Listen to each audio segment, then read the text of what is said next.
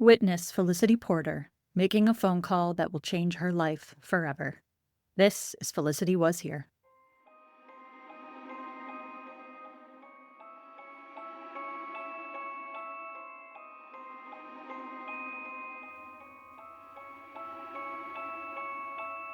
Welcome back to Felicity Was Here. I'm Heather. I'm Melissa. And I'm Dr. Joe. And today we're discussing Felicity Season 2, Episode 11, Help for the Lovelorn. Hello, ladies. Welcome to the Twilight Zone. I've been planning it. I love it. Yes, we've made it to the black and white episode Help for the Lovelorn, which pays homage to Rod Serling's Twilight Zone. Melissa, I know you hate this episode. Dr. Joe, did you going into this recording, did you have a strong opinion on it? I think it's pretty polarizing out there. Polarizing. I am a former hater. I've been reformed. I don't hate it. I don't love it, but I no longer hate it. Okay. It appealed to my, my creative sensibilities. Mhm. So I'm gonna go with that and make a case that it's not as terrible as I thought it was. Got it. I think when it first came out, I didn't get it, but I was also very young. I was Yeah. just like, what is this? Like, where's my love triangle type of thing?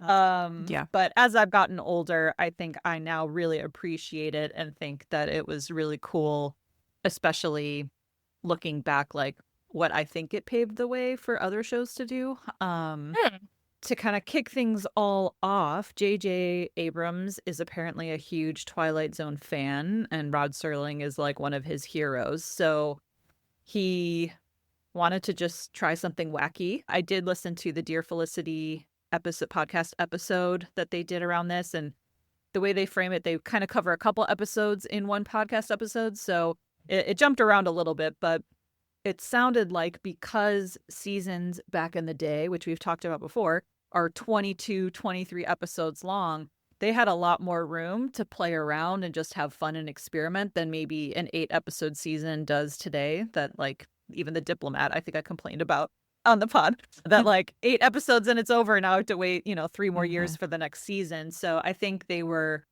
looking maybe for filler just to fill things up, but also they had the ability to experiment a little bit more. And I really appreciate that even in season 1, we could see them start to experiment, like with the Force, and you're kind of left with this mystical feeling, like, was there magic involved? Was it just what would have happened anyway? So I've always liked that JJ's been able to take some risks, and I even feel like Lost, which comes later after Felicity, like that feels like one big Twilight Zone episode, right? Like this episode kind of has the same theme. All these characters are stuck in one spot with no way out. And so I thought it's really cool in hindsight being able to see like how this could progress to JJ's later work.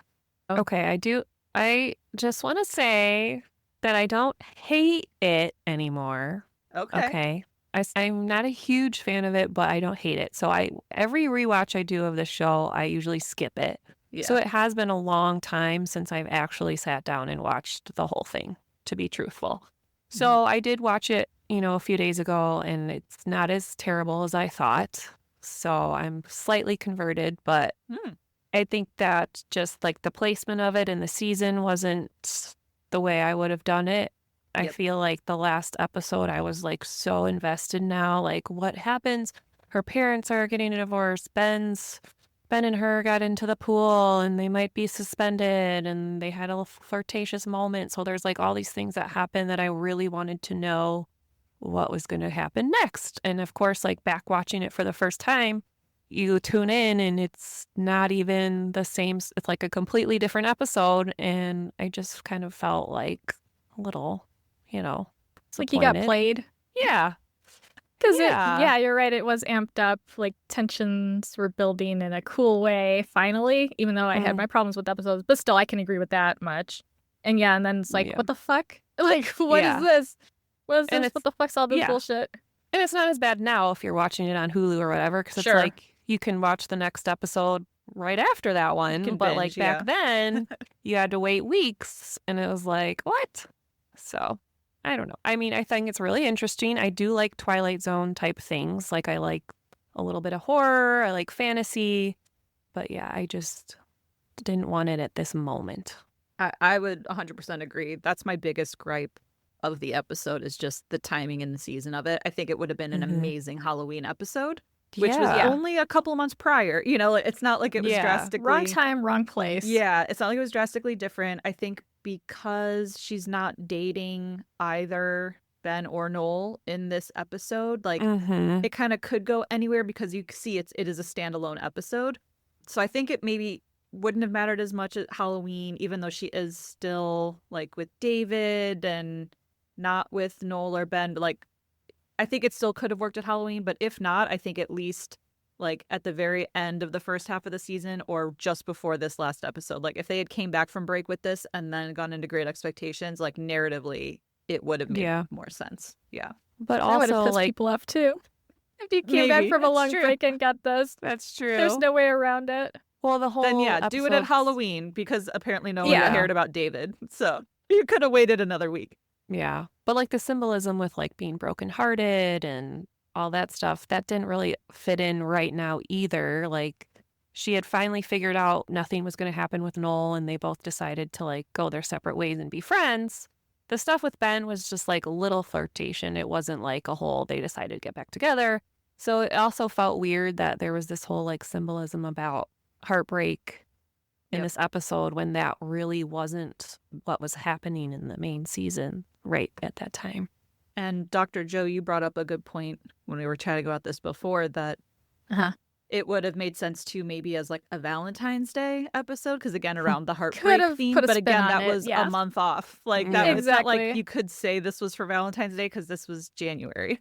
Right. So. Yeah. If not Halloween, then maybe you could put a spin on it for Valentine's Day. But why? Yeah. Wrong time, wrong place. Big time. Yeah. So in another interview, JJ also mentioned that he was inspired by shows like Buffy, which we were fans of, and he was inspired by like their life or death stakes, pun intended. Good one. Yeah. But like inspired by their life or death stakes every single week. Like on Felicity, it's like, oh, who will I date? You know, here's my little college problem, and everything feels like a big deal. But on Buffy, it's like life or death, right?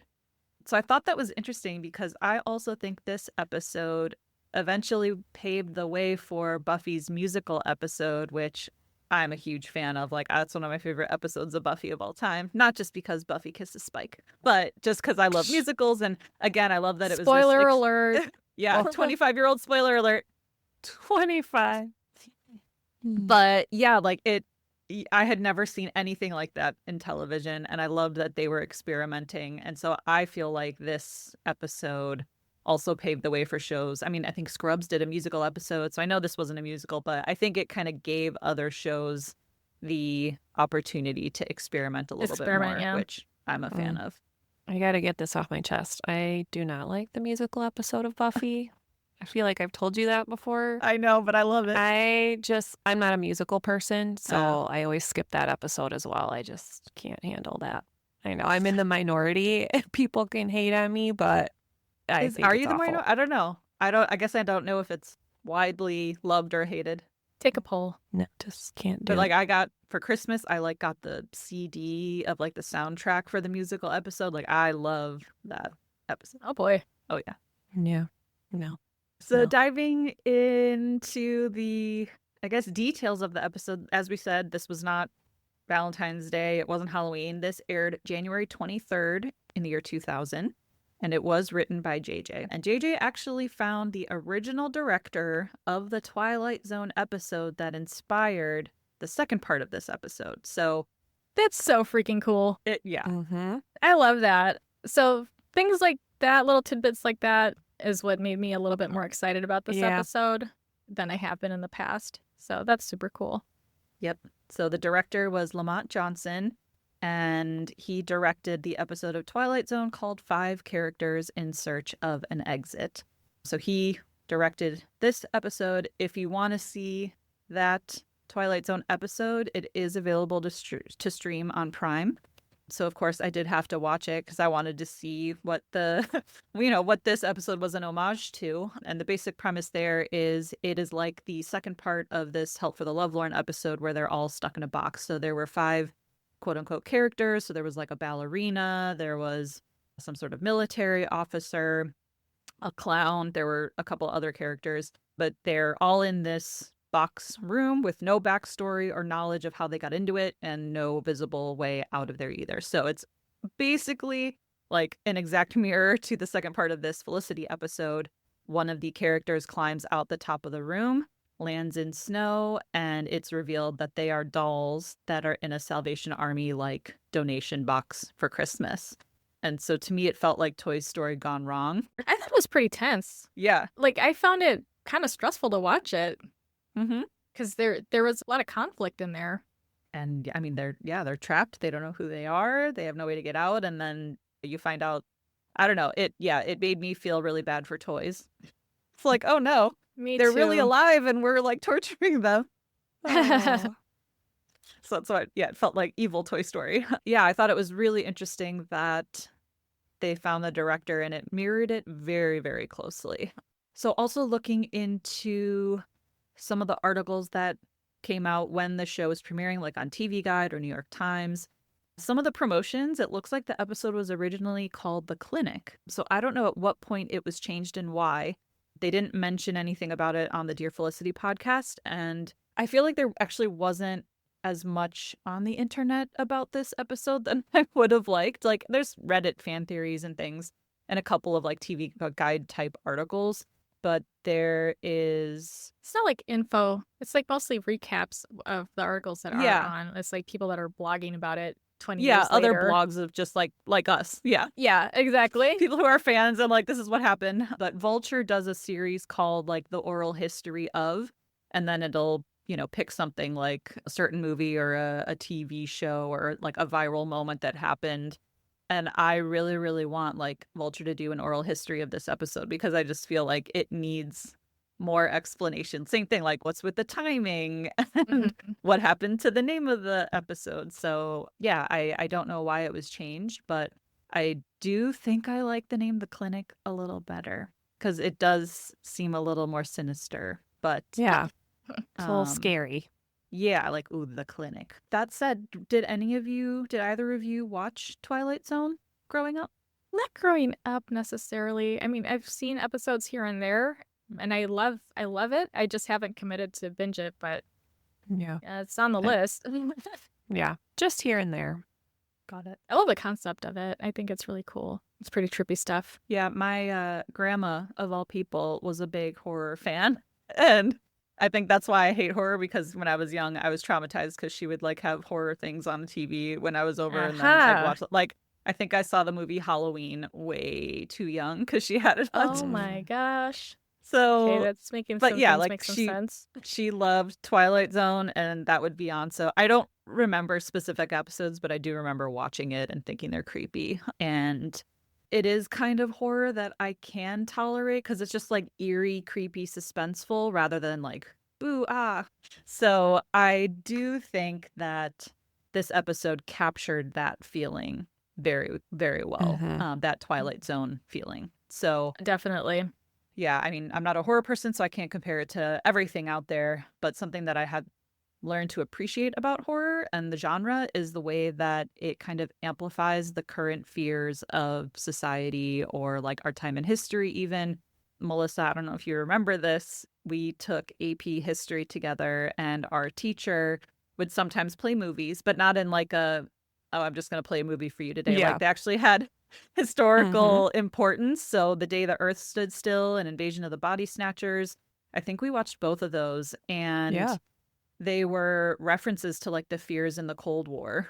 So they had a lot of movies about like aliens coming, you know, sneaking in and changing you, and like it was all came out of the Red Scare. So I just think it's really interesting how this kind of takes, for a college student, like what are your biggest fears, and then expands upon that in horror. So like some of our biggest worries are heartbreak. It could be unrequited love. It could be breakups. And that all feels like the end of the world when you're young and in college. So I think it made sense to turn that piece of the college experience into like a horror show. Is that horror, or is it like a little bit sci-fi too? Or like a subgenre of horror that's a little bit more like sci-fi fantasy? Not supernatural, but like sci-fi. I feel like sci-fi is extremely good at social commentary stuff. Like it can play around with that a lot. There's so much room to speak to things without saying them directly. Get lots of symbolism. I think Night of the Living Dead was also a metaphor for, I think, racism, possibly. Sounds about right. I should have said sounds about white, but I didn't. I mean, I just thought of the movie Get Out when you said that. I mean, about racism. And it's actually funny. I also saw on Prime that Jordan Peele did a reboot of Twilight Zone. Yeah. So I didn't realize like that. Executive producer, I think. There's you didn't know that? No, there's a new Twilight Zone. I watched some of those, and there was one that was extremely, like, so much tension, and it was really hard to watch. Actually, Black Mirror also kind of reminds me of Twilight Zone. It's very similar. It's got quite the legacy. And so some of the other themes I think that really fit well for this episode, you know, this idea of heartbreak or just wanting it to go away. I think we've seen that in season 1 and even throughout season 2. So in season 1, after the fugue and after he goes off with Hannah and they break up, Noel goes to see a hypnotist to forget about Felicity. And so that immediately I thought of that. And then in season 2, after her breakup with Ben, Felicity and Elena are talking, and Elena says, "Oh, you were just following your heart with Ben." She's like, "Yeah, well, I hate my heart right now." And so I think it's funny that there's like this focus on trying to forget or wishing that you hadn't done something that this episode highlights, which I really liked. And I think that Felicity also approaches love from like the head and the heart, which is why I also liked how this kind of pulled in the science medical aspect of it, because, you know, she's been pre-med before. And in McGrath's seminar, she wanted to do her, whatever her project was, on like why some people stay together and some people don't, as if there's this scientific explanation for love. In the episode, finally, Felicity goes up to that redheaded guy that he's just like chilling, listening to his music during finals, and he's chill and everyone else is freaking out. And he's like, "Oh, well, I've got these drugs. I was going to offer them to you, right? Like, you're so intense." And she's like, "No, I'm fine. I'd rather stay intense." And we see that's what happens in this episode at the end. She's like, no, I want to feel everything. If it means feeling nothing at all, I'd rather just feel it all. So I thought that it was still really well done and very in line with what we've seen in the show so far. I agree. I did notice that there was a through line there that she did seem more in line with her character with her past episodes. It did seem to track like this all really fit for her, the way she was reacting to things. And yeah, it just seemed more in line with her. So then talking a little bit about the opening, again, I think it captures the Twilight Zone vibes so perfectly. So we do go to black and white, we get a new intro, and we get a voiceover. So instead of Rod Serling's voiceover, we get Sally, which I thought was a perfect substitute. And Janeane Garofalo, like she just made, her voice was built for that. It was perfect. And even in these new opening credits, we get this homage to Twilight Zone. There's a lot of stars. We get that eyeball that's just kind of roaming around. We see the glass heart that is used later on in the episode. And the music, it all actually gave me Lost vibes as well. I don't know if you all watched Lost, but the music, it kind of reminded me of Lost. If you listen to it later and compare the two, that I feel like there's a lot of the same musical elements to it, even though they're different composers. Cool. So the thing that got me very, very excited about watching this episode, when I first turned it on, I was like, oh, they're using a Dutch angle. And for those of you who don't know, a Dutch angle is one of many cinematic techniques often used to portray psychological uneasiness or tension in the subject being filmed, which totally nailed it for this episode. So it's also, the Dutch angle is strongly associated with German expressionist cinema, which employed it extensively. And I'm nerding out really hard, but I don't care, because this goes back to the themes of, you know, like the heartbreak and the, you know, all the uncertainty being a college student. German expressionism films often dealt with madness, insanity, betrayal, and other intellectual topics triggered by the experiences of World War I. So it was a reaction, just like we were talking about how horror in general or sci-fi horror, like it's a reaction to things that we're fearing in society, you know, like the Cold War, like you said. So this all really tracks with that. And I thought that was cool that they really, really leaned into that. And they were this artistic, you know, for a show like this, that they really did take that swing. And I appreciate that swing. Even a swing and a miss, I still appreciate a swing. I don't think it was a miss, but I don't think it was a miss. I'm saying, like, in general, like, I can appreciate taking a risk and stretching and experimenting. So what is the actual Dutch angle, though? What is that? The Dutch angle. So I can write. You said it how it's used or why it's used, but what angle is it? Oh, it's when the shot's tilted. It's not, you know, like horizontal, like straight lined in, you know, framed properly. It's on an angle, so it looks like things are tilted and at an angle, at a slant. Okay. I don't know if it was like, it's from above, like slightly above or below, or like but you're in saying a corner. Like the actual it's just square rectangle is off. Yeah. Okay. Yeah. Yeah, it's askew. It looks like some degree angle that's not flat. Gotcha. That is really cool. And I bet having the same director being off helps. balance. Yeah. And like just that idea of like that uncertainty being, you know, like not feeling steady in yourself and in your life at that moment. So I think that's a really easy way to set the tone for the rest of the episode. Yeah, especially if you're starting off, like we can tell, it's not just Felicity in black and white, like there's something off here. Right, exactly. Yeah. That's a big clue. It's like, and maybe, even if you don't know what that film term is or that technique is, like it feels off kilter because it literally is. And it changes the mood really easily with just that simple tweak. That's awesome. And also the costume design, you know, talking about all the different ways they created and captured this look. Like they were able to use 1950s and 60s clothing, but again, it felt like it still stayed true to the character.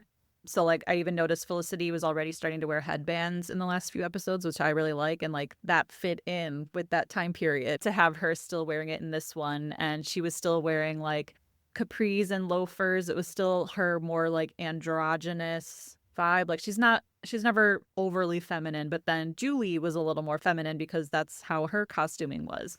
So I thought that was really cool, too, that they were still able to capture their essences and styles while throwing it back to a different era. I liked how Megan's costume or outfit kind of foreshadows her future look that she changes into. Yep. Which is amazing. She's so fucking gorgeous. I love that look. I loved her hair and her makeup. I'm like, oh my gosh. I wish I could do that all day, every day and look that amazing. She's like a completely different person. She still got that attitude though, so that was cool. Yes. But yeah, absolutely. I don't know if they planned that. I mean, there's no way they could have planned it for like season 4, whenever that happens. And again, for, you know, minor spoilers. But yeah, I was like, wow, that looks like Megan from the later seasons. So yeah, beautiful.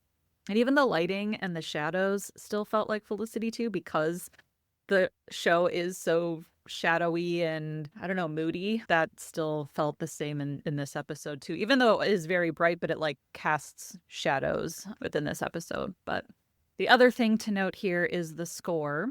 So the score is by W.G. Snuffy Walden, who does like the normal Felicity themes, and Danny Pelfrey.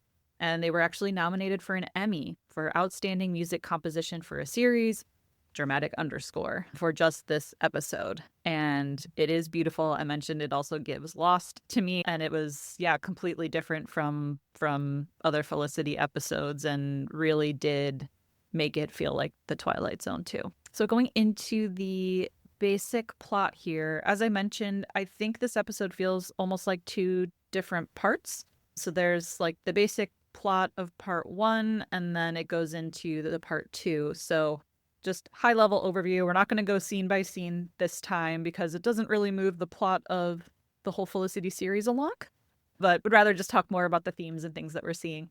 So the basic plot for part 1, there's a creepy lady who comes to Dean and DeLuca, hands Felicity a business card for the clinic. She says it's help for the Lovelorn, and she thinks she can like see this in Felicity's eyes that she's heartsick.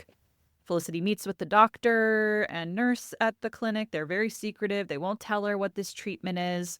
And she eventually tries to back out of this treatment, but it seems that she can't really get out. So we eventually find out that they are actually cutting out hearts and turning students into Stepford-like wives, but for single co-eds. So they just become very robotic and they don't have to have heartbreak anymore. And unfortunately, Felicity does get her heart cut out after trying to fight it. I just remember the morgue scene kind of scared me a little bit, and the Terrifying creepy voices that she was hearing. Like, I don't know whose voice that was. Maybe it was JJ, but it was very creepier than I thought it would be. I think it was that same actor who goes to visit her in the library and is like, come here and stay away from snow. Like, he's the one that ends up being the corpse, the cadaver. Okay. Who is talking while he's that would make sense. I was like hoping it was JJ though. Like it was like some, uncredited somebody. Yeah, it was just like creepy, and then I didn't really like the part where Noel like chloroforms her or what, but Yeah.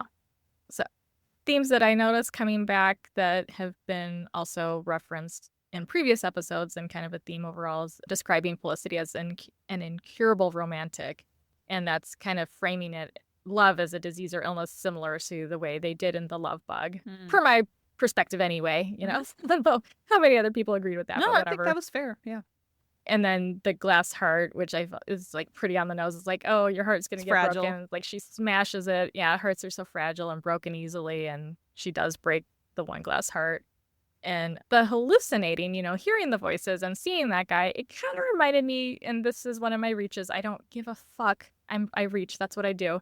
It reminds me of Love Goggles and kind of like how we can see our partners in a certain light and we see the best in them and we see all their potential. And sometimes our friends or loved ones are like, yo, like they kind of suck. Like, what are you doing with them?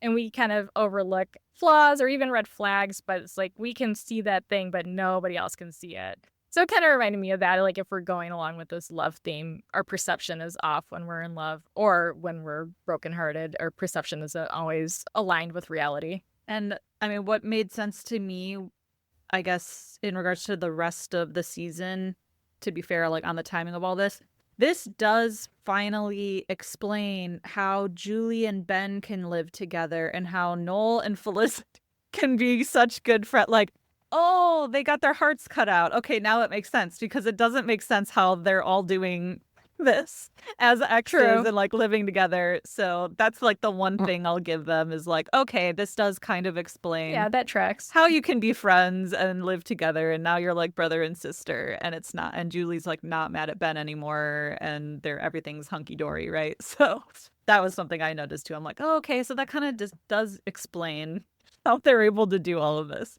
And then the basic plot of this part 2. So after her heart surgery, Felicity wakes up in a room, again, with no doors. It's like a big cube with no roof. And it's revealed that there's also Noel, Ben, Julie, and Elena are there in this same room. Also have no memories, can't remember anything before college. So this, like we said, very much mirrors the 5 characters in search of an exit. And there's conveniently 5 of these characters as well, which I thought was a nice, like, meld alignment there. But yeah, they are searching for now a way out of this box. And one of the symbolism here that I found striking, that sense of being trapped can be a metaphor for heartbreak and feeling like it's inescapable while you're in the throes of heartbreak.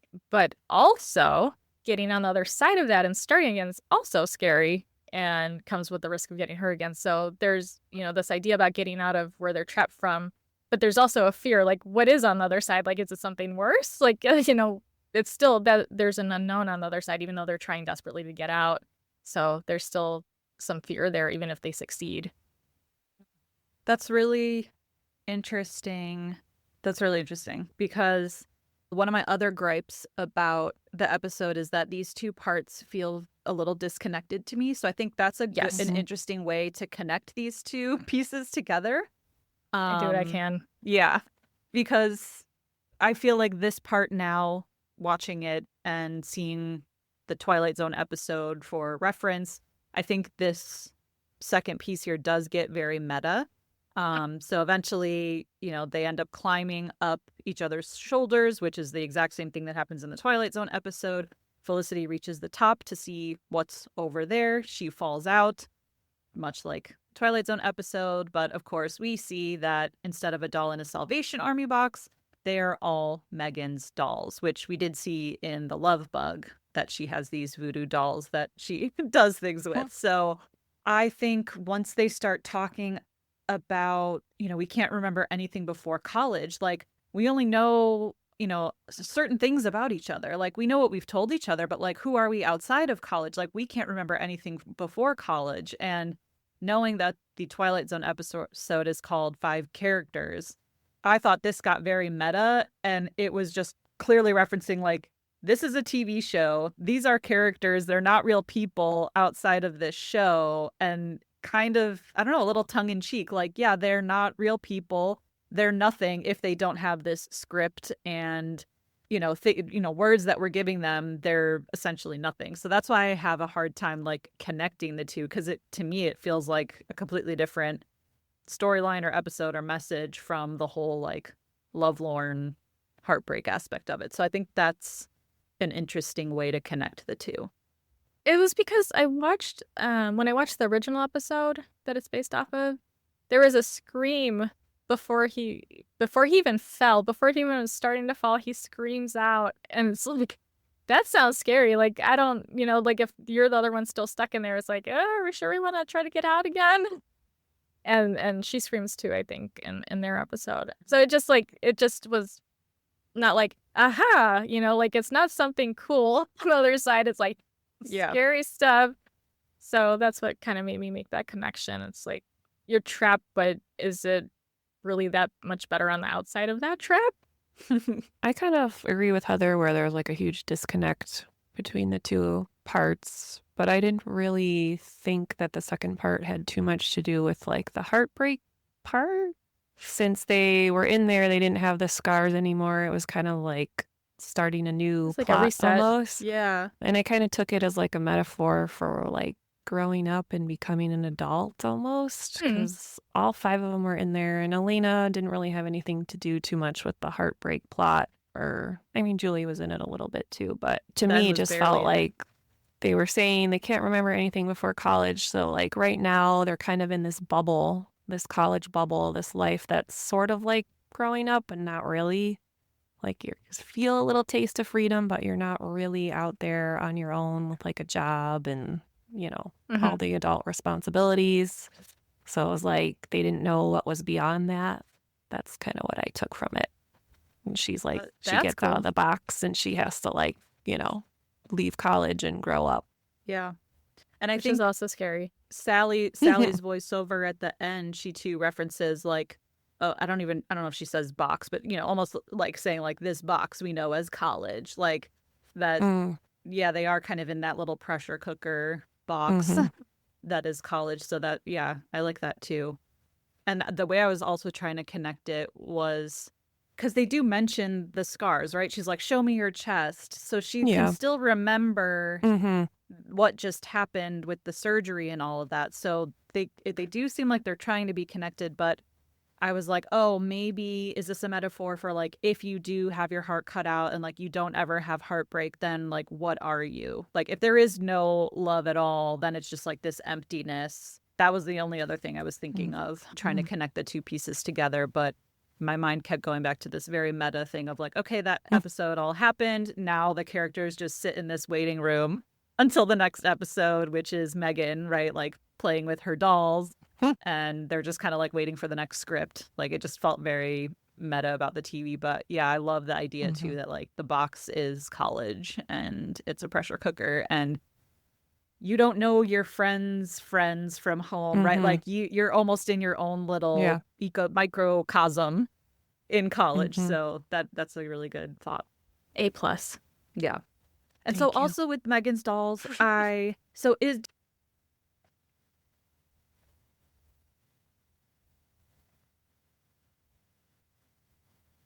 No. To you.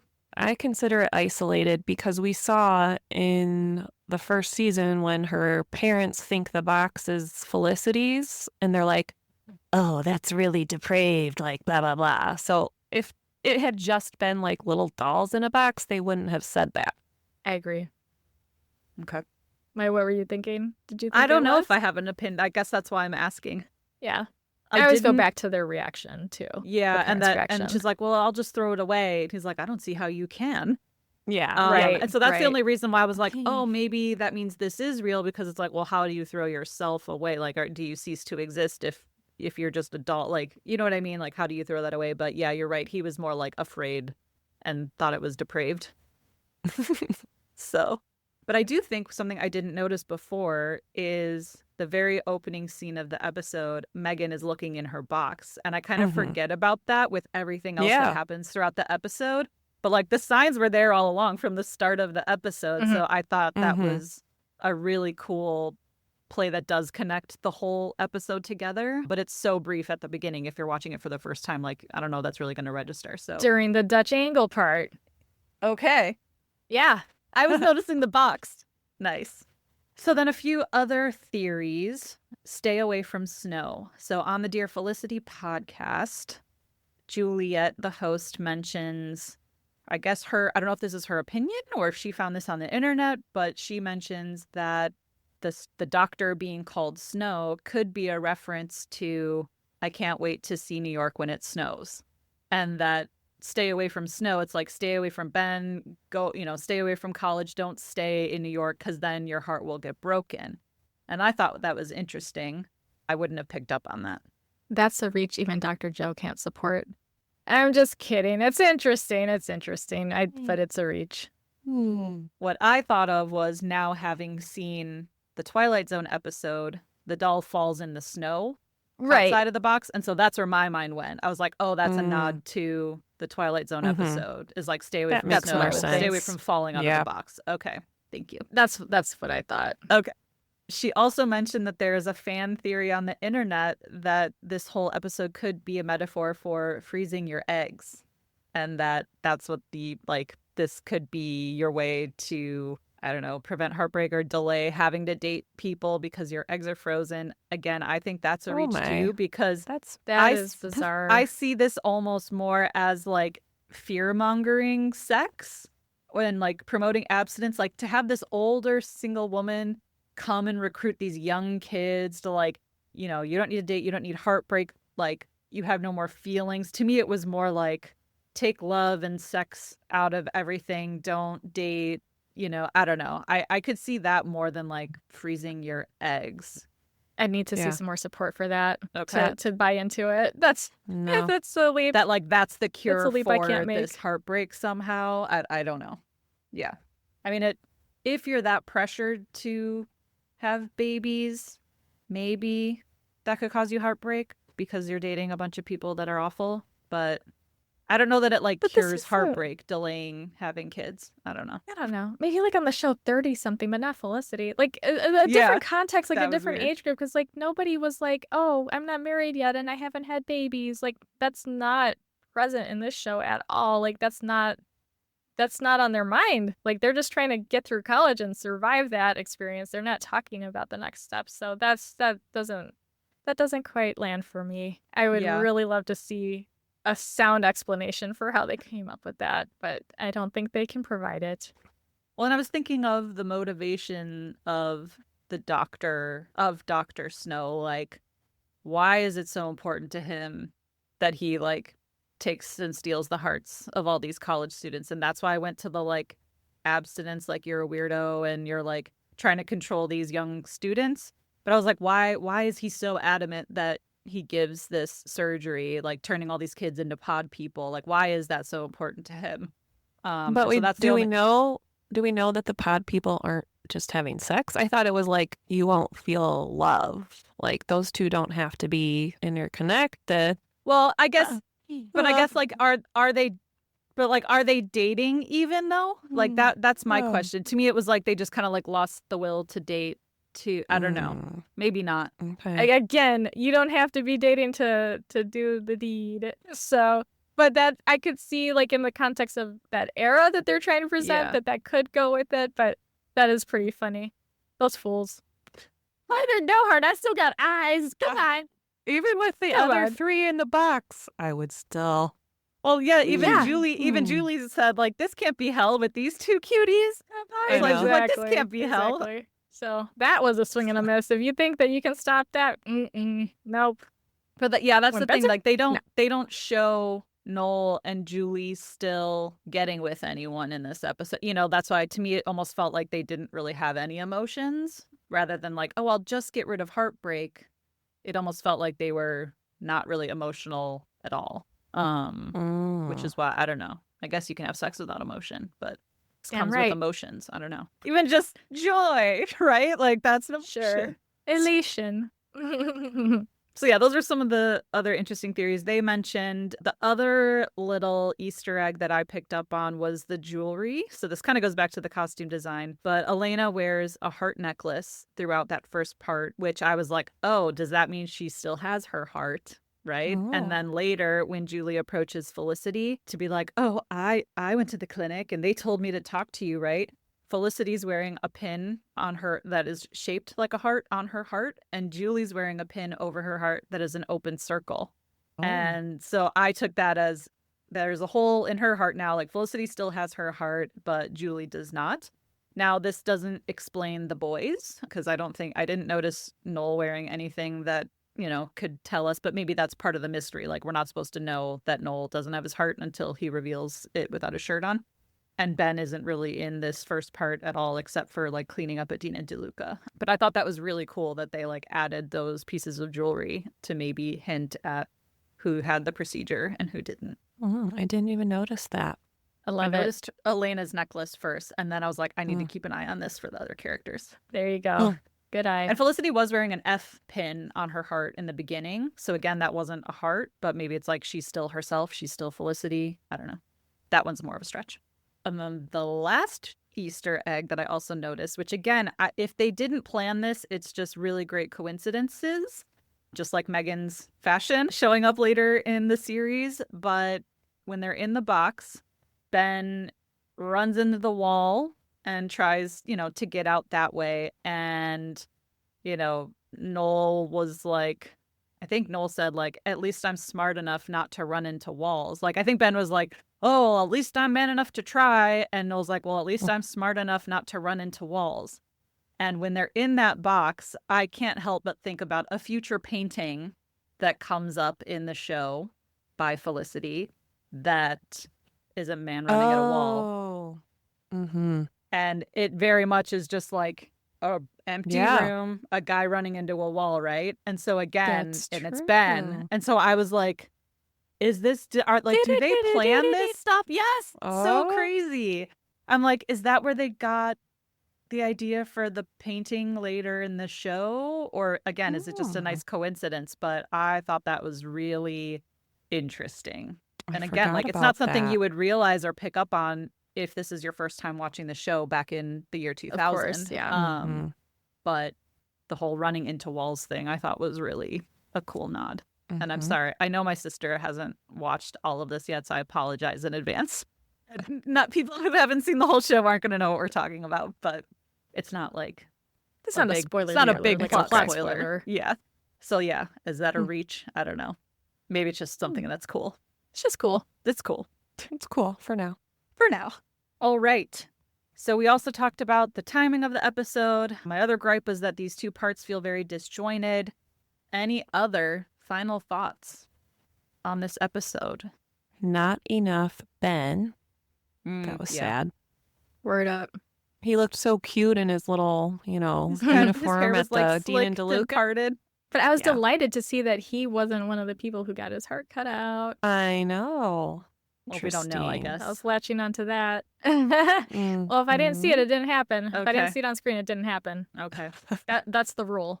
Like, everybody knows that. Like, if you see somebody, like, if they didn't die on camera, they might still be alive. Yes. Yeah. So if I didn't see him get his heart cut out, then he didn't. And what do we think about Elena also not getting hers cut out? Because I think feel she's like too smart. I was gonna say, I feel like in relationship, she's always the one who's like, I don't, put emotions. She doesn't need to get it cut out. It's already got a wall around it. I don't get heartbroken. I don't roll like that. Maybe her wearing the heart necklace and all that also foreshadows that she's going to have a relationship soon. Perhaps. Finally. Plus, yeah, exactly. She was also talking about when they were in the diner or Dean and DeLuca, wherever the fuck. she was trying to tell Felicity about a church that tried to recruit her or something. Oh, yeah. That was Scientology. 100%. No, because she was like, yeah, there was this sign and they wanted me to take a quiz. Yeah. And then they asked for money. I was like, that's Scientology, dude. Yeah, so that was kind of funny because she didn't get to tell the story and she even said, she's like, it's not that long of a story. Let me fit it.